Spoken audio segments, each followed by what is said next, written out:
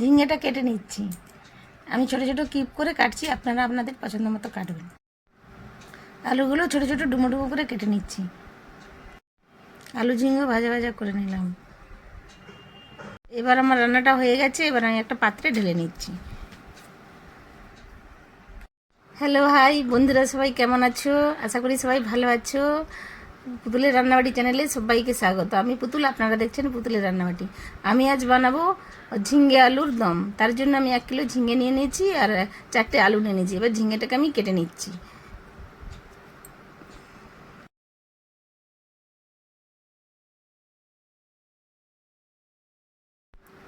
ঝিঙেটা ছাল ছাড়িয়ে নিয়ে ডুমো ডুমো করে কেটে নিচ্ছি।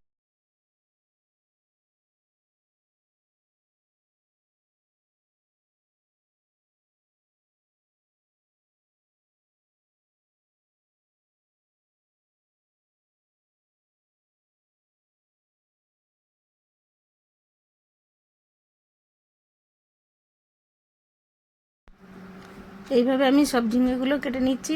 আপনারা আপনাদের পছন্দ মতো কাটবেন, আমি আমার পছন্দ মতো ছোটো ছোটো সাইজ করে কেটে নিয়েছি। দেখুন আমার সব ঝিঙেগুলো কাটা হয়ে গেছে। এবার আমি আলু কাটবো।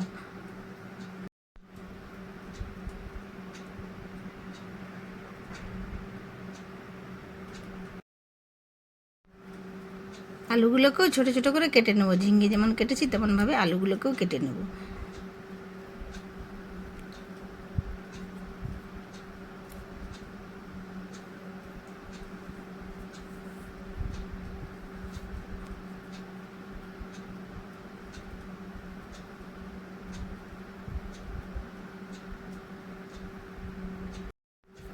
আমার ভিডিওটা পুরো দেখবেন, তাহলে আপনারা বুঝতে পারবেন।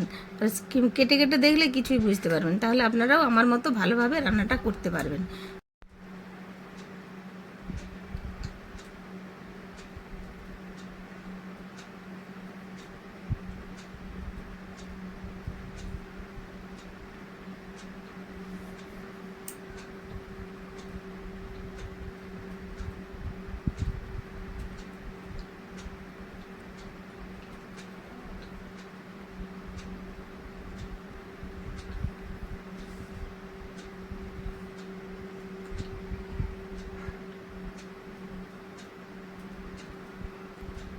এইভাবে আমি একে একে সব আলুগুলো কেটে নিচ্ছি।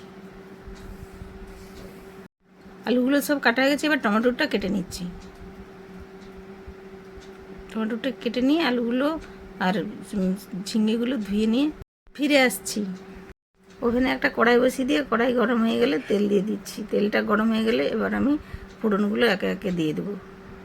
ফোড়নের জন্য নিয়েছি একটা তেজপাতা, একটা লঙ্কা আর দারুচিনি, এলাচ, লবঙ্গ আর কিছুটা কিছুটা সাদা জিরে নিয়ে নিয়েছি। এবার তেলের মধ্যে দিয়ে দিচ্ছি।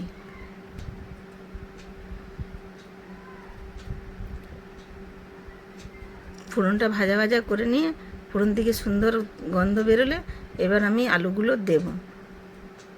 কিছুক্ষণ ফোড়নটা ভাজা ভাজা করে নিচ্ছি। এবার ফোড়ন থেকে সুন্দর গন্ধ বেরিয়েছে। এবার আমি আলুগুলো তেলের মধ্যে দিয়ে দেব।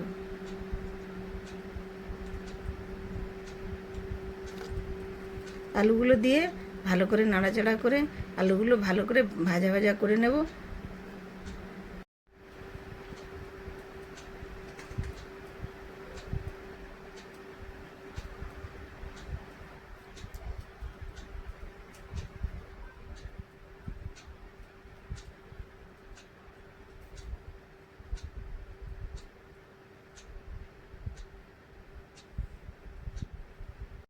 আলুগুলো ভাজা হয়ে গেছে। এবার ঝিঙেটা দিয়ে দিচ্ছি। ঝিঙে দিয়ে আলুর সঙ্গে একসঙ্গে ভাজা করে নিচ্ছি।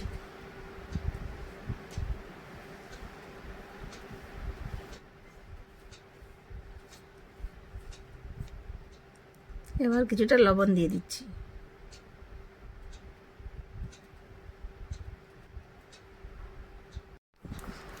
লবণ দিয়ে একসাথে ভালো করে নাড়াচাড়া করে নিচ্ছি। নাড়তে নাড়তে দেখবেন কতটা জল বেরিয়ে যাবে।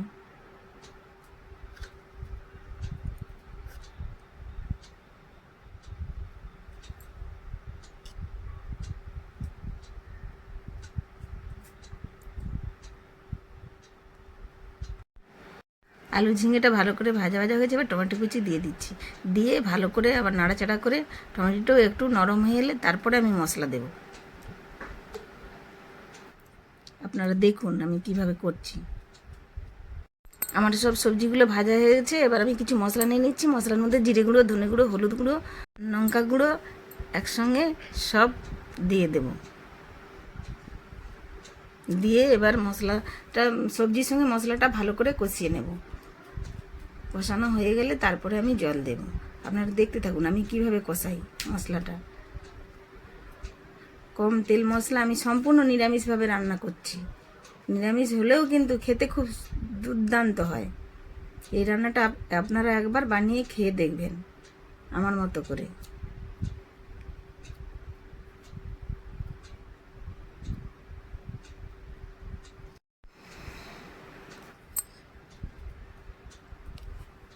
এবার আমার ভালো করে কষানো হয়ে গেছে, এবার আমি জল দিয়ে দিচ্ছি। জল দিয়ে 8-10 মিনিট ফুটিয়ে নিলেই আমার রান্নাটা কমপ্লিট হয়ে যাবে। 8-10 মিনিট পরে আমি আপনাদের দেখাবো। এখন ভালো করে কষতে দিচ্ছি। জলটা ফুটে যাক, এবার আমি ঢেকে দিচ্ছি। 10 মিনিট হয়ে গেছে, দেখুন আমার প্রায় রান্নাটা হয়ে এসছে। এবার আমি একটু গরম মশলা দিয়ে কিছুক্ষণ নাড়াচাড়া করে একটু ফুটিয়ে নেব, তারপর একটা পাত্রে ঢেলে আপনাদের দেখাবো।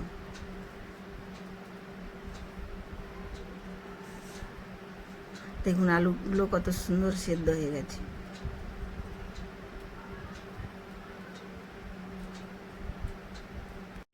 এবার আমার রান্নাটা কমপ্লিট হচ্ছে, একটা পাত্রে ঢেলে নিচ্ছি।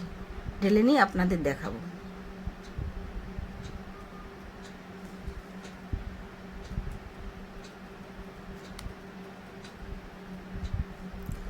দেখুন দেখতে কত সুন্দর হয়েছে।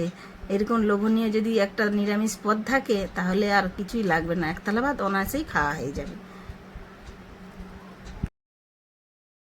আমার রান্না দেখে আপনাদের যদি ভালো লাগে তাহলে আমার চ্যানেলটাকে সাবস্ক্রাইব করবেন এবং লাইক, কমেন্ট ও শেয়ার করবেন। টাটা বাই, এখন তবে যাই, আবার কোনো নতুন রেসিপি নিয়ে ফিরে আসছি।